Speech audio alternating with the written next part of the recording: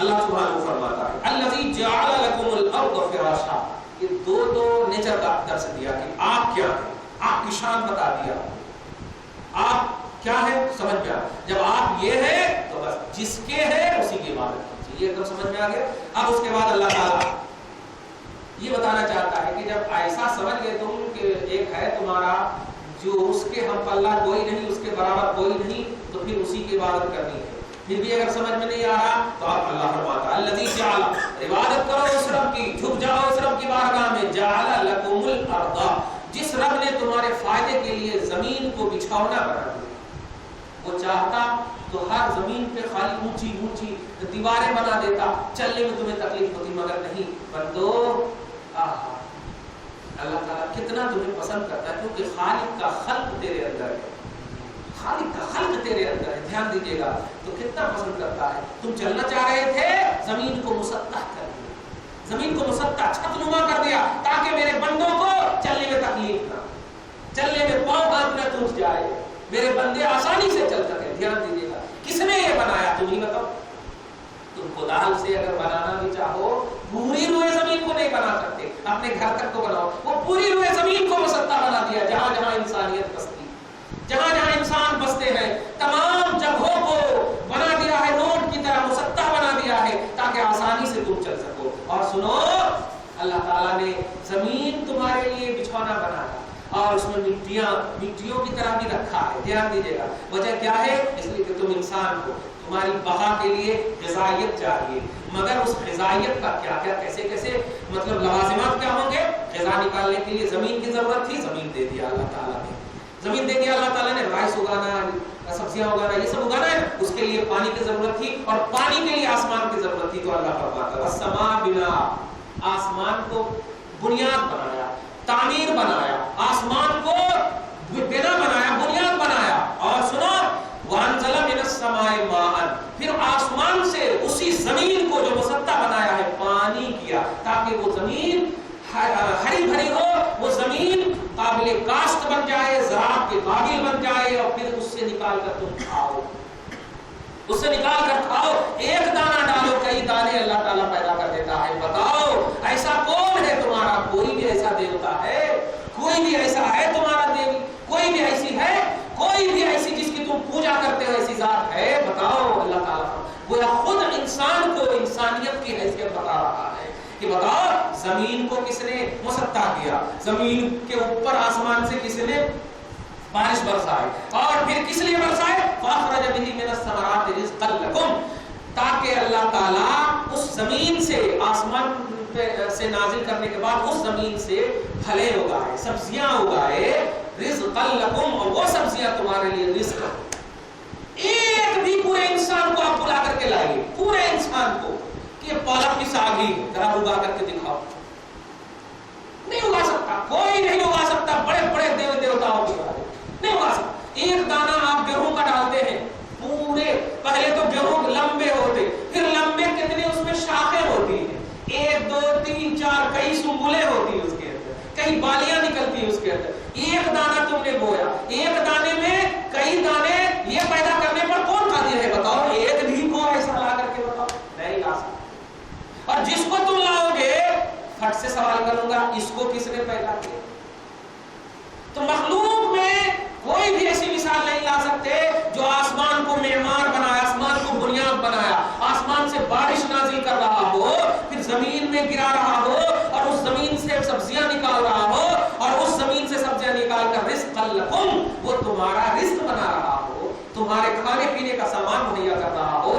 تو اللہ فرماتا ہے اے بندو جب تم ایسے ہو، میں نے پوزیشن سمجھا دیے، فلا تجعلوا للہ اندادا وانتم تعلمون. تو جان بوجھ کر، اب جان چکے نا کہ اب تمہاری حیثیت اور پوزیشن کیا ہے، تو اب جان بوجھ کر اللہ کے مقابلے میں کسی کو مت لاؤ، کسی کو شریک مت کرو.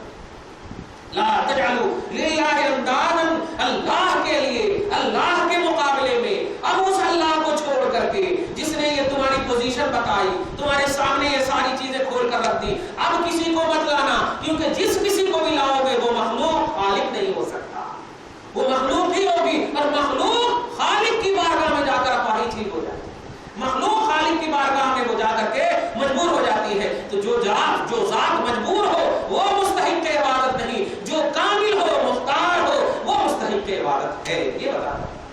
وانتم تعلمون، جان بوجھ کر اللہ کے مقابلے میں کسی کو مت کھڑا کرو۔ چنانچہ امیہ بن خلف، اس موقع سے دھیان دیجیے، امیہ بن خلف ایک پرسنل بت کو اپنے پاس سونے کا یہ سب رکھتا تھا، سونے کا پرسنل بت جس کی عبادت کرتا تھا، وہ عبادت روزانہ کرتا تھا۔ آپ دیکھیے اس سے پہلے بھی حضرت ہم نے صدیق اور ابو فاروق وغیرہ کے بارے میں بتایا تھا، یہ پرسنل بت کی بت پرستی کرتا تھا، اور عقیدہ جو ہے کہ یہ ہمارا گاڈ ہے، ہمارا یہ ہے، وہ سب کچھ پورا کرتا ہے، سب خوب اپنے حساب سے کرتا تھا۔ ایک دن کیا ہوا کہ وہ بت نے حضور علیہ الصلوۃ والسلام کے خلاف اپنا شروع کر دیا اور کہا اے لوگوں محمد جھوٹے ہیں، ان کی بات مت مانو۔ اب امیہ بن خلف تو یہ جملہ جب سنا ناچنے لگا، دھیان دیں ناچنے لگا۔ اس ناچنے میں خود اس کے باطل ہونے کا اشارہ ہے، وہ ناچنے لگا، بولنے لگا آج میرے بت نے بات کیا، اسی میں اس کے باطل ہونے کا اظہار ہے۔ اس کا مطلب یہ ہوا اس سے پہلے تیرا بت بات نہیں کرتا تھا، یہی مطلب ہوا تھا۔ آج تم جو خوش ہو رہے ہو اپنے بت پر، اس کا مطلب اس سے پہلے بات نہیں کرتا تھا۔ یہی تو سمجھ میں آیا تھا، یہ نقطہ دھیان رکھیے۔ خوب خوش ہو گیا، اور خوش ہونے کے بعد پورے عرب میں اعلان کر دیا کہ سنو آج محمد کے جھوٹ ہونے کا اعلان میرے گاڈ نے، میرے گاڈ نے، میرے الہ نے، میرے معبود نے دے دیا۔ تم کو یقین نہیں ہے؟ چلو سارے لوگوں کو جمع کیا، سارے لوگوں کو جمع کیا۔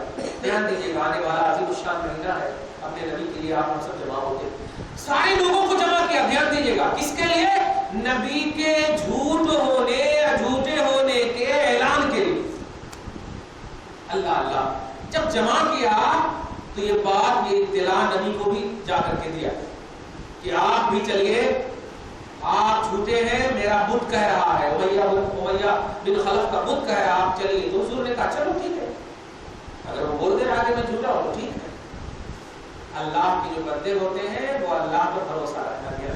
رسول اللہ صلی اللہ علیہ وسلم گئے، اور جانے کے بعد جیسے ہی جانے ہی والے تھے کہ وہ خود سے آواز آنے لگی یا رسول اللہ انت صادق الوعد الامین، اے اللہ کے رسول آپ امانت دار ہیں، سچے ہیں، میں گواہی دیتا ہوں کہ آپ اللہ کے رسول ہیں، محمد ہے اللہ کے بندے، اس کے رسول ہیں، اللہ کے سوا کوئی معبود نہیں، بے شک آپ کے رسالت کی گواہی میں دیتا ہوں۔ اللہ اللہ، جب یہ جملہ سنا تو سارے لوگ یہ جملہ کو سن لیے، اور سننے کے بعد امیہ بن خلف نے وہ بت کو لیا اور اٹھا کر کے پٹک دیا، چور چور ہو گیا، چور چور ہو گیا۔ دھیان دیجیے گا اس سے کیا کیا مسئلے نکلیں گے اب آپ سمجھتے جائیے گا۔ خبردار خبردار، کوئی ایسی محفل میں شریک نہ ہونا جس میں آپ کے نبی کے خلاف ہو، جس میں آپ کے نبی کے خلاف۔ ایک نقطہ۔ دوسرا سب سے عظیم نقطہ، اللہ نے تمہیں بھی اور تمہارے عمل کو بھی، تمہارے بتوں کو بھی پیدا کیا ہے، اور وہی اللہ محمد کو سچا بنا کر بھیجا ہے۔ تم دنیا کے کسی کونے میں بھی محمد کو رکھو، ویسے ہی سچے نظر آئیں گے۔ چنانچہ بت نے جب جواب دے دیا، پھاڑ پھوڑ کر کے پھینک دیا ہے، اے ایمان، اے لوگوں، اس رب کی عبادت کرنا جس نے تمہیں، تمہارے بتوں کو، تمہارے آباء و اجداد کو، سب کو پیدا کیا۔ غصے میں جا کر تم طرح کر کے سوس آ گیا۔ کہنا یہ چاہ رہا ہوں، آگے جو بتا رہا ہے، بولا جان بوجھ کر 100% یقین ہے کہ یہ بت جو بنایا ہوں میں اپنے ہاتھ سے بنایا ہوں، یہ جان کر کے بنایا، جان بوجھ کر کے میں بنایا۔ ادھر ناک ڈالا، ادھر منہ ڈالا، ایسا ڈالا، ویسا ڈالا، اور اس میں کیسے آ گیا، اس میں کہاں سے آ گیا، اور پھر جب تم پھوڑے وہ بھی تو پھوٹ گیا، کہاں خود کو نہیں بچا سکا، تیرے کو کیا بچا۔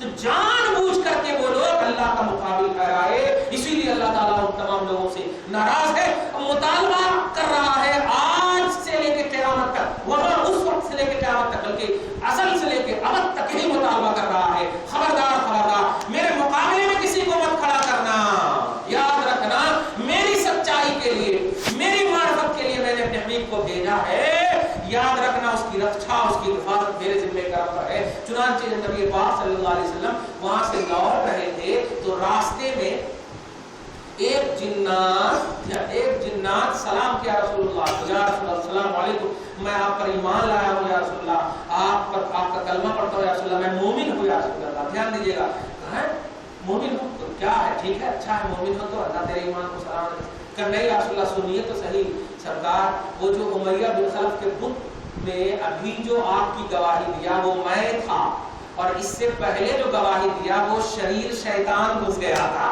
میں نے اس کو نکال کر کے پٹک دیا، میں گھس کر کے آپ کی صداقت کا اعلان کر کے آ رہا ہوں یا رسول اللہ۔ تو سارے نبی پاک نے بڑی دعائیں دی، اللہ تیرے ایمان کو سلامت رکھے۔ ما خلقت الجن والانس الا لیعبدون، اللہ نے جناتوں کو بھی انسانوں کو بھی اللہ کے رسول کے صدقے میں اپنی عبادتوں کے لیے پیدا کیا ہے۔